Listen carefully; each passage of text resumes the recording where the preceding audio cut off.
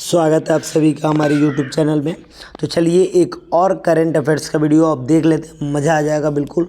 तो ये current affairs में पहला क्वेश्चन आप देख सकते हैं क्या लिखा हुआ है। कह रहा है कि भारत की यूनेस्को विश्व धरोहर स्थलों की अस्थायी सूची में कितने नए विरासत स्थल शामिल किए गए हैं। ठीक है, तो मैं आपको बता दूं कि कितने शामिल किए गए हैं। तो 6 कितने 6 किए गए हैं। कौन कौन से, तो मैं उनका नाम भी आपको बता रहा हूँ कि 6 कौन कौन सा किए गए हैं। महाराष्ट्र स्थित मराठा सैन्य वास्तुकला किया गया है। दूसरा, कर्नाटक स्थित हायर बंगाल मेगालिथिक साइट है। तीसरा है मध्य प्रदेश स्थित नर्मदा घाटी के भेड़ा घाट। ठीक है। चौथा, वाराणसी स्थित गंगा घाट। और पांचवा, कांचीपुरम स्थित मंदिर। ठीक है।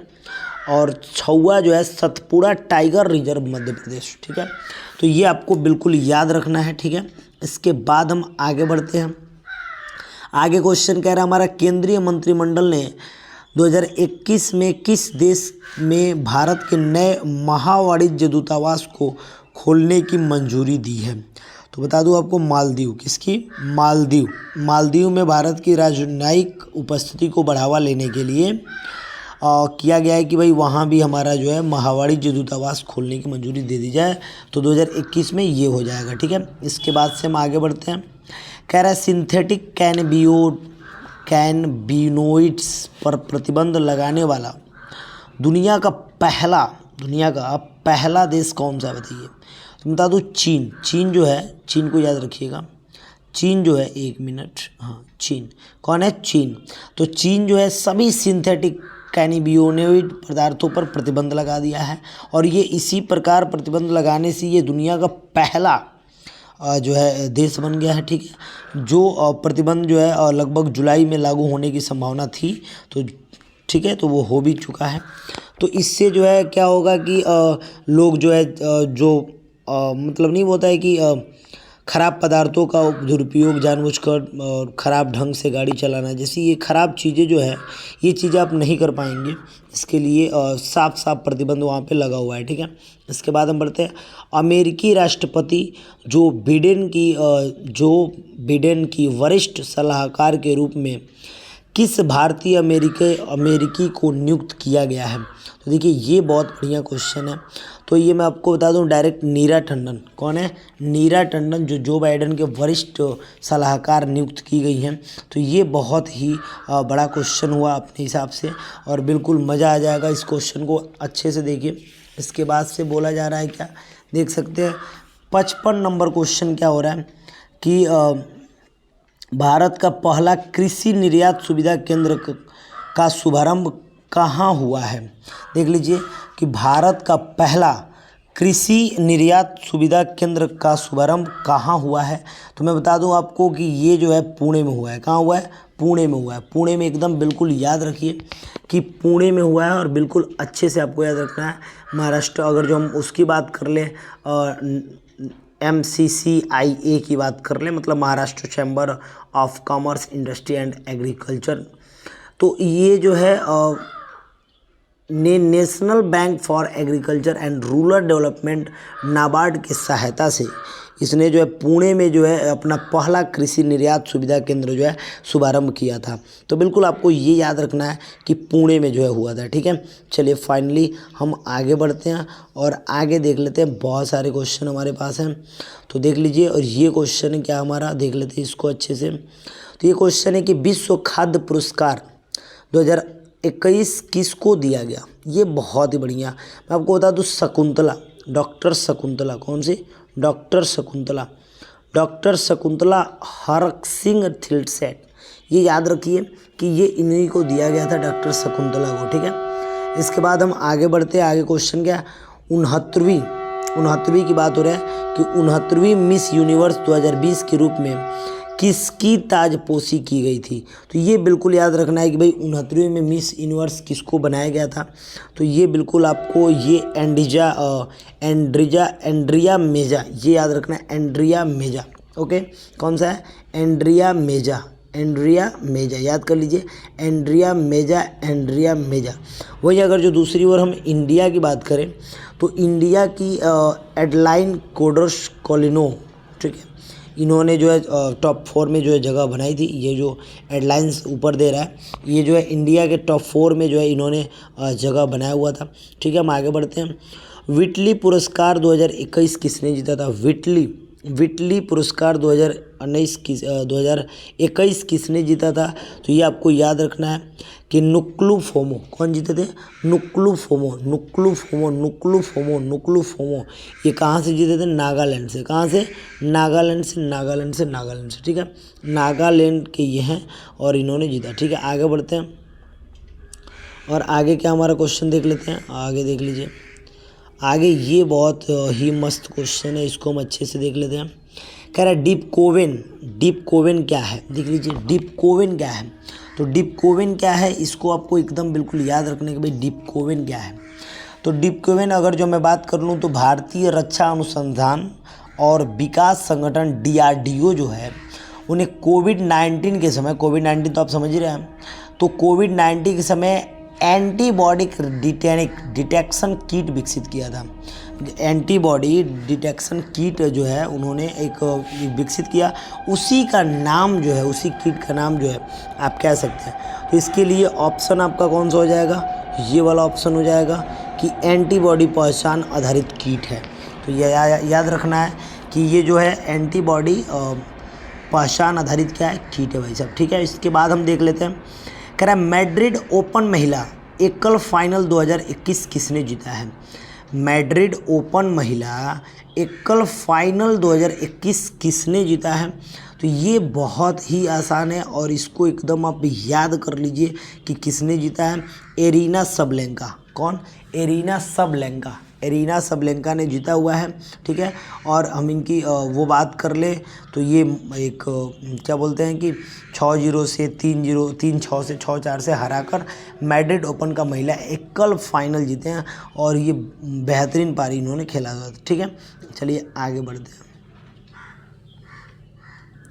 आगे देख सकते हैं आगे क्या है, तो आगे बिल्कुल सामान्य जागरूकता है, तो ये बिल्कुल आसानी। चलिए मैं थोड़ा सा इसको तेज़ी में मैं इसको बता दे रहा हूँ और ये बहुत आसान होने वाला भी है। चलिए, तो ये हमारे पास ये 61 नंबर जो क्वेश्चन इसको मैं बता रहा हूँ। भारत में सर्वश्रेष्ठ माना जाने वाला टेमी चाय उद्यान किस राज्य में? देखिए, टेमी चाय उद्योग जो है ना, एक याद कर लीजिए, टेमी जो है सिक्किम में है। कहाँ भाई? सिक्किम में। ठीक है, कहाँ पे है? सिक्किम में। टेमी गार्डन भी वहाँ पे है और ये बिल्कुल दुनिया का, मतलब भारत और दुनिया में देखा जाए तो सबसे सर्वश्रेष्ठ चाय जो है वो सिक्किम का ही जो है मिलता है। ठीक है, तो इसको बिल्कुल याद रखना है। अब यहाँ पे बात हो रही है कि ओलंपिक पदक प्राप्त करने वाली प्रथम भारतीय महिला खिलाड़ी कौन थी? अब देख लीजिए, ये गजब का बात हो गया और ये बिल्कुल आपको याद रखना है कि ओलंपिक अगर जो पदक प्राप्त करने वाली प्रथम भारतीय महिला खिलाड़ी कौन थी, तो ये थे कड़म मल्लेश्वरी। कौन थे? कड़म मल्लेश्वरी। अब इन्होंने क्या किया था भाई? तो इन्होंने, मैं बता दूं कि ये कड़म मल्लेश्वरी जो है 2000 के सिडनी ओलंपिक में ये जो है स्नैच 110 किग्रा और कुल 240 किग्रा के लिए क्विक, मतलब ये भार इन्होंने उठाया था और ये मतलब भार इतना का जो है उठा लिया था इन्होंने के लिए क्विक एंड जर्क श्रेणियों में अगर जो देखा जाए तो 130 किग्रा भार इन्होंने उठाया था। कितना उठाया था भाई साहब? बाप रे बाप, 130 किग्रा इन्होंने उठाया था। सोच लीजिए, आप सोच के देखिए कितनी बड़ी बात है। तो इसके लिए इनको सबसे पहले जो है भारतीय ये पदक पुरस्कार मिला था हुआ था। ठीक है, आगे बढ़ जाते हैं। आगे कह रहे हैं कि सचिन तेंदुलकर की आत्मकथा है किसमें है? तो the test of my life में है। अब यहाँ पे बहुत सारा ऑप्शन है कि भाई किस में इन्होंने लिखा हुआ है, तो इनका जो है स्टोरी किस में लिखा हुआ है ये समझना है। पहला ऑप्शन ये था। दूसरा ऑप्शन क्या है? दूसरा ऑप्शन है प्लेइंग टू विन। तीसरा ऑप्शन है प्लेइंग इट माई वे। हाँ, ये है इनका option, playing with my way. Okay, तो प्लेइंग विथ माई वे में इनके जो है जीवनी को लिखा गया है। सचिन तेंदुलकर की बात हो रही है। ठीक है, आगे बढ़ते हैं थोड़ा सा और आगे आप देख लीजिएगा ये क्वेश्चन क्या हमारा। तो ये क्वेश्चन कह रहा है लोकसभा की दूसरी महिला अध्यक्ष कौन थी। तो देख लीजिए दूसरी महिला अध्यक्ष की बात कर रहा है, तो दूसरी महिला अध्यक्ष मैं आपको डायरेक्ट बता रहा हूँ, सुमित्रा महाजन। कौन थी? सुमित्रा महाजन। और आपको पता होगा कि पहली कौन है, तो पहली भाई साहब मीरा है। ठीक है, तो ये पहली मीरा और दूसरी कौन हो जाएंगी, तो ये हो जाएंगी सुमित्रा। ओके, तो ये तो बिल्कुल आसान है, बिल्कुल अच्छे से याद रखना है। उसके बाद से कह रहा है कि 15 सितंबर को किसके जन्मदिवस के रूप में राष्ट्रीय अभियंता दिवस मनाया जाता है। क्या बात है, गजब। तो मैं आपको बता दूं राष्ट्रीय अभियंता दिवस हर साल अब मनाया जा रहा है, और भी 15 सितंबर को। तो ये विश्वेश्वरैया यानी कि मोक्षागुंडम विश्वेश्वरैया के जन्मदिन पे ही मनाया जाता है। ठीक है, और इन्हीं के जन्मदिन पर योग्य मतलब आप कह सकते हैं सिविल इंजीनियरों के लिए, तो मतलब जो लोग सिविल इंजीनियरिंग की पढ़ाई करते हैं वो लोग इनके बारे में, विश्वेश्वरैया के बारे में बहुत अधिक पढ़ते हैं, डिटेल में पढ़ते हैं। ठीक है, चलिए हम आगे बढ़ते हैं थोड़ा सा, और आगे बढ़ते हैं और ये क्वेश्चन देख लेते हैं। ठीक है, तो ये क्वेश्चन क्या हमारा देख लेते हैं। कह रहे हैं कि मध्य प्रदेश में स्थित नेपा नगर किसके लिए प्रसिद्ध है। क्या बात है, गजब का क्वेश्चन है। नेपा नगर की हम बात कर दें, नेपा नगर की अगर जो हम बात कर दें, तो ये एक न्यूज प्रिंट ये फैक्ट्री, मतलब अगर जो आप कह सकते हैं अखबार, तो बहुत ज़्यादा यहाँ पे अखबार जो है छापा जाता है, और इसको हम औद्योगिक बस्ती भी कहते हैं लगभग जो है। तो ये बहुत बड़ी वहाँ नेपा में मतलब देखा जाए तो वहाँ पे बहुत ज़्यादा अखबार न्यूज प्रिंटिंग का काम जो होता है। ठीक है, तो बिल्कुल याद रखना है आपको। ये कह रहा है तिमित उत्सव तमिलनाडु में किसके सम्मान में मनाया जाता है। तिमित उत्सव देख लीजिए, तिमित उत्सव की बात कर रहा है कि तिमित उत्सव तमिलनाडु में किसके सम्मान में मनाया जाता है। तो तिमित उत्सव ये आपको बिल्कुल याद रखना है कि ये जो है द्रौपदी के सम्मान में मनाया जाता है। अगर जो हम हिंदू त्योहारों की बात कर लें, अग्नि परीक्षा की बात कर लें, तो द्रौपदी जो है उनको जो है लगभग आप कह सकते हैं कि जो है उनके सम्मान में जो है वहाँ पे ये चीज़ें बनाई जाती है। अग्नि परीक्षा वाली बात जो है द्रौपदी के, किसके? द्रौपदी में। और जिन्हें अगर जो देखा जाए तो उनकी एक कुल देवी है मरीमवन। ठीक है, उन्हीं के रिस्पेक्ट में उनको माना जाता है कि वो उन्हीं के अवतार हैं, और उनके रिस्पेक्ट में मनाया जाता है। ठीक है, चलिए आगे बढ़ते हैं। संस्कृत में दिया गया कथन अतिथि देवो भव का अर्थ क्या होता है। तो देखिए अतिथि देवो भव का अर्थ तो भाई बिल्कुल साफ है कि भारत में रहने वाले लोग तो बिल्कुल जानते हैं कि अतिथि हमारी क्या है, भगवान है।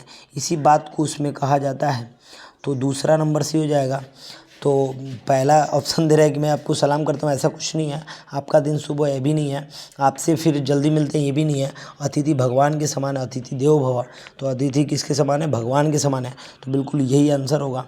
चलिए हम आगे बढ़ते हैं, और आगे हमारा क्वेश्चन है किस भारतीय राज्य केंद्र शासित प्रदेश की समुद्री सीमा सबसे छोटी है। मैं बता दूं सबसे पहले तो आपको मैं एक वीडियो लेके आने वाला हूं जिसमें मैं सभी भारत का जो है नक्शे के बारे में पढ़ाने वाला हूं, और बिल्कुल विस्तार से आपको समझाने वाला हूं। ठीक है, तो ये सीमा का एक क्वेश्चन तो पेपर में रहता ही रहता है कि इसकी सीमा किससे लगी है, इसकी सीमा किससे लगी है। तो इसके पे भी एक वीडियो आने वाला है, और बहुत जल्द आप उस वीडियो को देखेंगे, मज़ा आ जाएगा बिल्कुल। ये एक नंबर तो एकदम वहाँ से क्लियर हो जाएगा किसका सीमा जो है किधर लगा हुआ है, बिल्कुल मज़ा आ जाएगा। तो 69 नंबर क्वेश्चन क्या देख लेते हैं। आप देख रहे हैं कि किस भारतीय राज्य केंद्र शासित प्रदेश की बात कर रहा है। तो केंद्र शासित प्रदेशों को तो हमको एकदम अच्छे से पढ़ लेना है। तो ये कह रहा है कि प्रदेश की सीमा सबसे छोटी है, तो पुडुचेरी कौन सा हो जाएगा? पुडुचेरी हो जाएगा, पुडुचेरी हो जाएगा, पुडुचेरी हो जाएगा, पुडुचेरी। जितना दिया उसके हिसाब से बताया जा रहा है। ठीक है, चलिए, और उसके बाद से क्वेश्चन हमारा कौन सा देख लेते हैं। उसके बाद से है कि भाई पश्चिम में हंटर के चंद्रमा के रूप में किसे जाना जाता है। पश्चिम में हंटर के चंद्रमा के रूप में किसे जाना जाता है। तो हंटर के चंद्रमा के रूप की मैं बात कर लूँ तो ये हंटर के चंद्रमा कार्तिक पूर्णिमा हो जाएगा। कौन सा हो जाएगा? कार्तिक पूर्णिमा। कौन सा हो जाएगा? कार्तिक पूर्णिमा हो जाएगा। और ये लगभग अक्टूबर महीने के में हर साल जो है ऐसा पूर्ण चंद्रमा की अवधि जो होती है उस टाइम जो है ऐसा माना जाता है। ठीक है, तो ये हो जाएगा आपका फाइनली, और ये आपका जो है फाइनली हो गया।